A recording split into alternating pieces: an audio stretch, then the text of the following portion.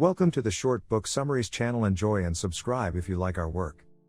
This parenting book shows you how to raise self-confident, motivated children who are ready for the real world. Learn how to parent effectively while teaching your children responsibility and growing their character. Establish healthy control through easy-to-implement steps without anger, threats, nagging, or power struggles. Indexed for easy reference. My favorite comprehensive, practical parenting book. I do think it's helpful to have a philosophical and theological framework with which to interpret this system, and to know when to veer off the course.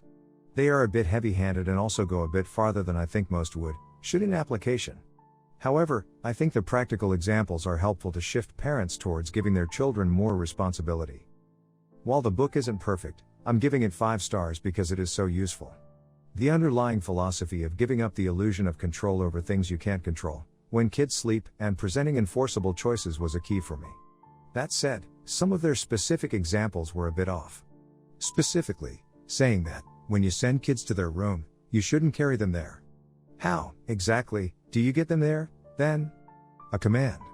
Which the book tells you to avoid in describing the overall philosophy. But, having read several parenting books over the past 7 years of fatherhood, I've concluded that the purpose of these books is simply to present options and general approaches. No parenting philosophy will cover every possibility. So, we each must exercise our own judgment as parents when it comes to specifics. As much as I've been hoping for a book that would allow me to do that, this book is not for the faint of heart. There are times that I hear the practices of parenting and I think, wow, that is a really detached response, or I wonder, was that even a harsh enough punishment?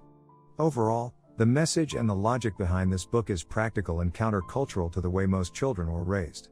The biggest concept in this book is that eventually kids have to think for themselves, so if you are always doing all the thinking for them, how will they learn to make wise decisions?